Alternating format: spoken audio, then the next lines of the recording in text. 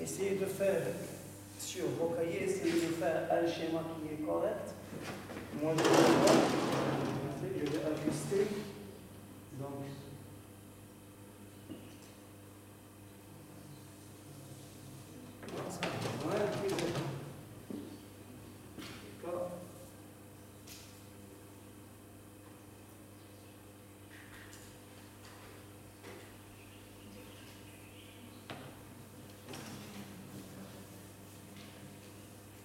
bien. Alors ici, je vais avoir un quart de période, la moitié d'une période, les trois quarts et la période. Donc ici, c'est T sur 4, T sur 2, 3T sur 4 et T. Je vais avoir une charge qui va faire comme ça.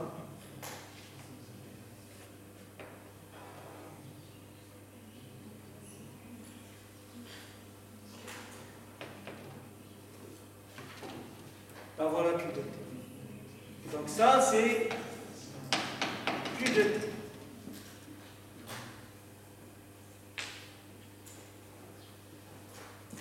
Alors ici, regardez, je vais interpréter les courbes. La courbe, vous allez faire attention à ce qui se passe sur ces quatre figures. Alors, à l'instant t égale à 0, la charge dans la capacité est maximale. D'accord? L'armature supérieure est positive, l'armature inférieure est négative. L'armature, vous savez que le condensateur, il a deux armatures. Donc les lignes, l'intensité des lignes du champ électrostatique entre les deux armatures du condensateur, elle est maximale. En valeur absolue, elle est maximale. Donc lorsque je vais réaliser le contact, LC, les charges, elles vont fuir, elles vont débiter dans le fil et elles vont passer par la bobine. Initialement, la bobine, il n'y a pas de courant, regardez. Il n'y a pas de courant dans la bobine, il n'y a pas de courant dans la maille. Pourquoi? Parce que dQ de T sur dt, il est nul. Vous avez ici une tangente horizontale. Ça veut dire Q point de T à T égale à 0 est nul. Il n'y a pas de courant. Donc s'il n'y a pas de courant dans la bobine, il n'y a pas de champ magnétique dans la bobine, il n'y a pas d'induction magnétique dans la bobine.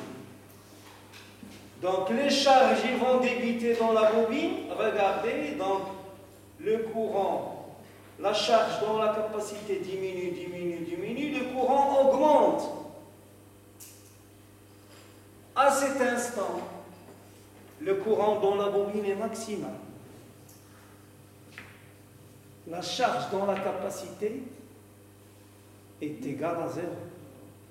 Donc à cet instant, P est maximal, E est, il est comment? Nul. Ça veut dire l'énergie électrostatique est nulle, l'énergie magnétique est maximale. C'est ici. À un quart de période. Alors, le courant continue, la capacité continue, la charge continue de diminuer. Donc l'armature supérieure va se charger négativement et l'armature inférieure va se charger positivement. Donc il va continuer à se charger jusqu'à ce que la charge dans la capacité devienne égale. Donc ici j'ai Q0, ici moins Q0. Et à cet instant, il n'y a plus de courant dans la bobine. Donc B est nul. E est maximal en valeur absolue dans la capacité, mais il est dirigé vers le haut. Pourquoi? Parce que les deux armatures ont changé de signe. Mais le courant dans le circuit, il est égal à 0, car la tangente ici, elle est nulle. Et puis, rebelote, ça continue. Donc l'armature inférieure chargée positivement va débiter le courant dans la bobine et le courant va continuer à augmenter jusqu'à cet instant où I est maximal. Donc l'énergie magnétique est maximale, l'énergie électrostatique est nulle. Et ça continue. Au bout d'une période, je reviens à la situation initiale. D'accord? Donc ici, EE max, EM égale à 0. Ici, EE égale à 0, EM max. Là, EE max, ok, EM égale à 0. Là, EM max, EE égale à 0. Ici, EE max, EM égale à 0. Vous voyez? C'est un oscillateur. C'est-à-dire, un composant contient de l'énergie potentielle, un composant contient de l'énergie cinétique.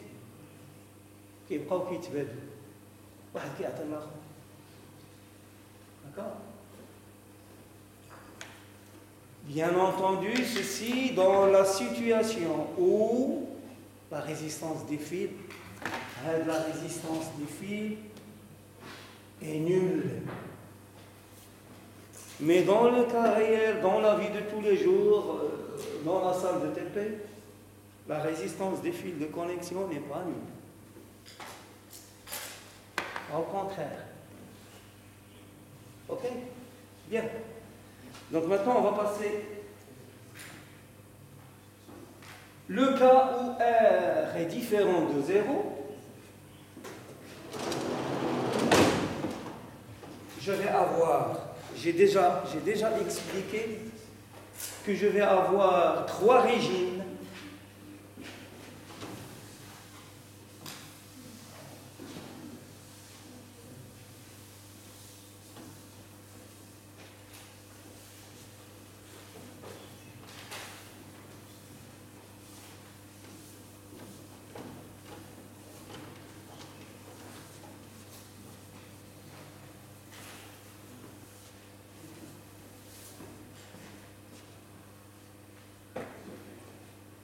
Alors, cas où R est différent de 0, c'est ce que j'appelle un oscillateur électrique, bien entendu libre, puisqu'il est non forcé, غير قصري, libre, mais amorti.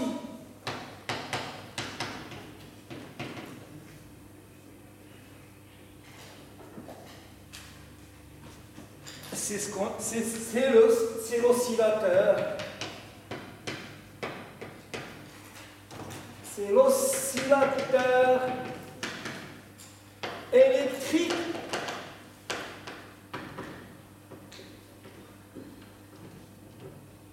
réel. C'est l'oscillateur électrique de la vie de tous les jours. Alors, lorsque lambda, 3 cas, lorsque lambda est supérieur à oméga 0, très fort amortissement. Khoumoud Mouhim. D'accord? L'oscillateur est fortement amorti. Il est dans un régime apériodique. Nidam la douri. Il n'y a pas de période. D'accord? Alors, lorsque lambda est égal à oméga 0, vous allez avoir un oscillateur amorti de manière exponentielle. L'oscillateur est dans un régime critique. Et lorsque lambda est inférieur à oméga 0, cette quantité va être négative. Donc, vous allez avoir R1 égale à moins lambda moins I racine de oméga 0 carré moins lambda carré. Et R2, ça va être moins lambda plus I racine de oméga 0 carré moins lambda carré. Donc vous allez avoir une solution. L'oscillateur est faiblement amorti.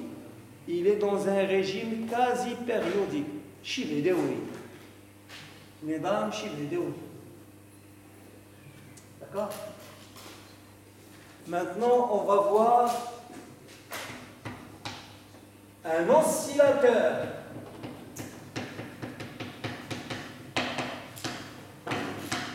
électrique qui n'est plus libre.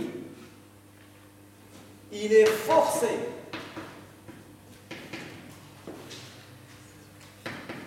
Amorti.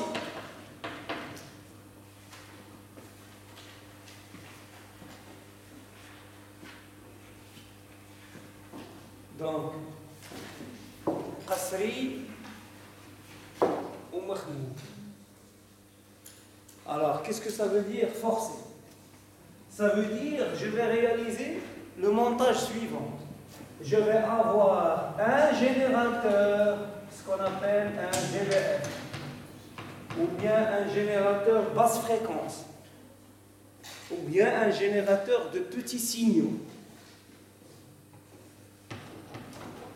Une résistance R, une bobine L,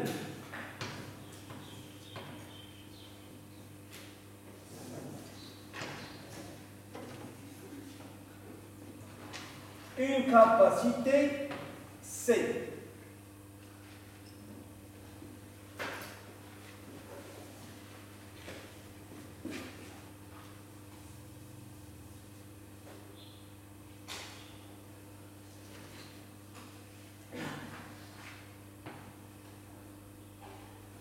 Donc, R, L, C.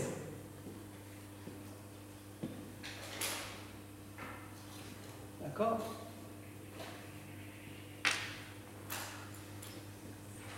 S'il n'y aurait pas le générateur, je vais avoir un oscillateur amorti. Donc, il perd, plus il oscille, plus il perd de l'énergie. Donc, il va s'amortir. La charge dans la capacité, au bout d'un temps, T assez grand, va devenir nul.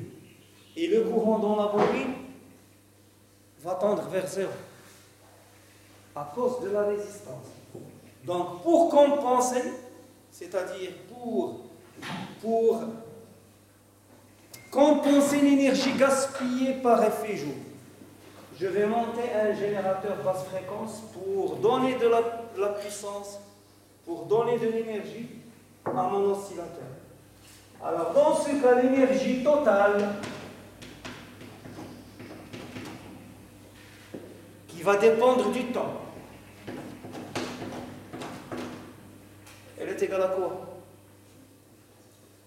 C'est l'énergie magnétique dans la bobine plus l'énergie électrostatique dans la capacité.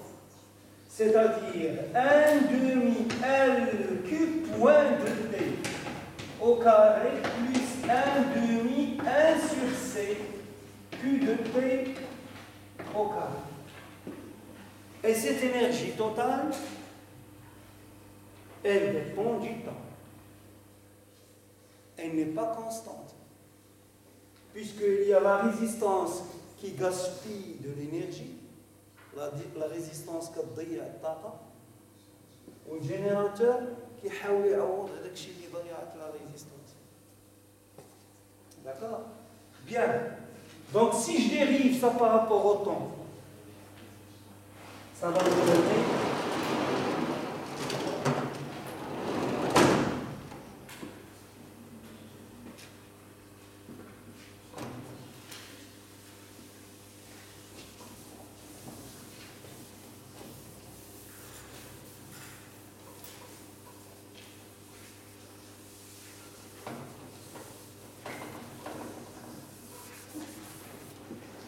Alors, ça va me donner quoi? Regardez.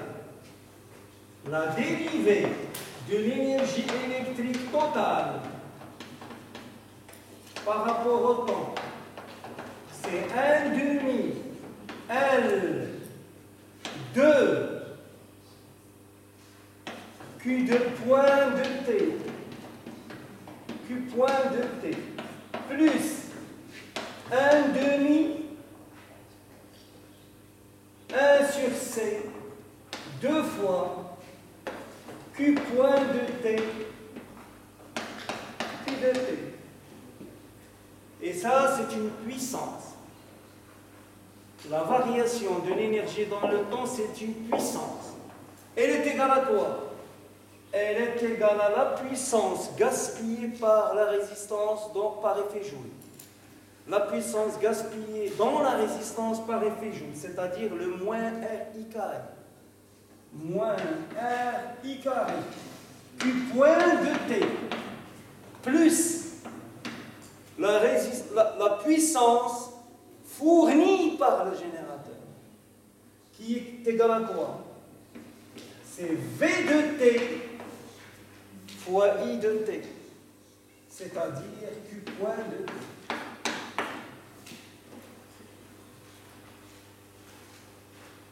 D'accord? Alors là aussi, je simplifie par un demi. Et puisque la variation de la charge dans la capacité au cours du temps n'est pas nulle, n'est pas identiquement nulle, je vais simplifier par... Oui, j'ai oublié un terme. Oui. Q point carré, merci. Donc c'est Q point, merci. C'est Q point de T, Q point de T, plus V de T, Q point de T.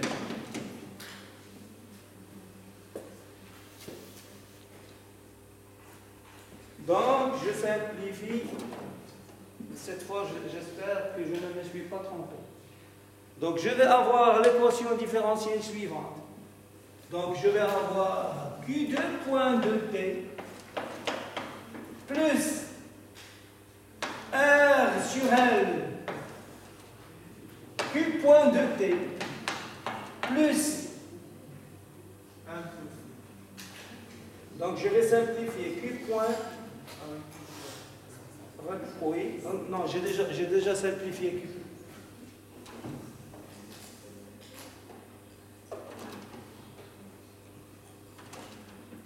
Faites bien attention à ce que j'écris pour que je n'écrive pas de choses incorrectes.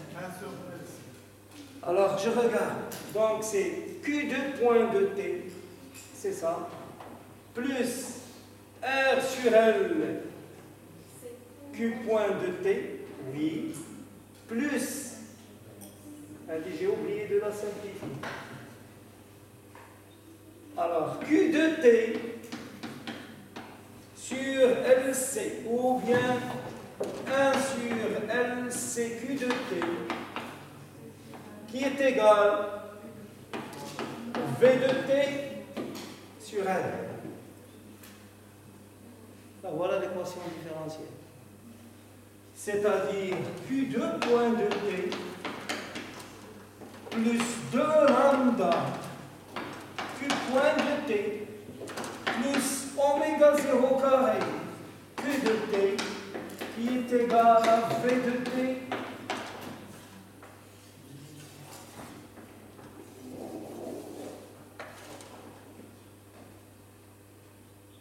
c'est une équation différentielle du deuxième ordre, non homogène, linéaire à coefficient constant. Non homogène parce que c'est une équation avec second nombre. Je vais l'écrire quand même.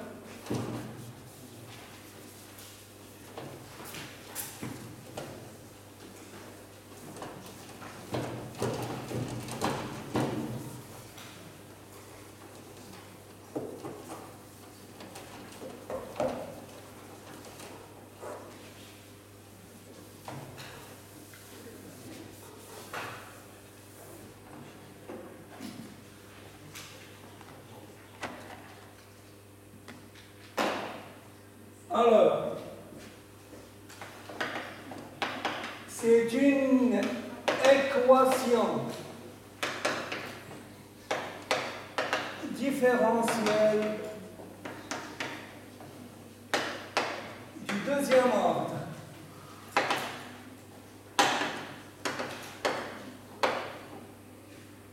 Homogène, linéaire,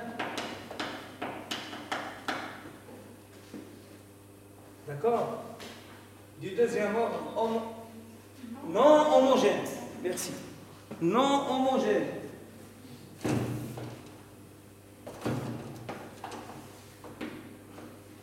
Ou bien inhomogène, non homogène, linéaire, c'est-à-dire à coefficient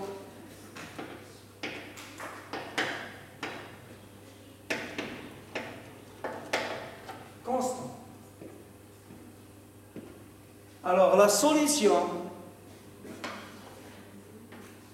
c'est égal à quoi? C'est la solution de l'équation homogène, autrement dit de l'équation sans second ordre.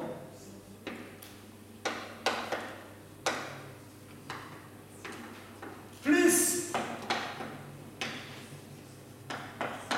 une solution particulière.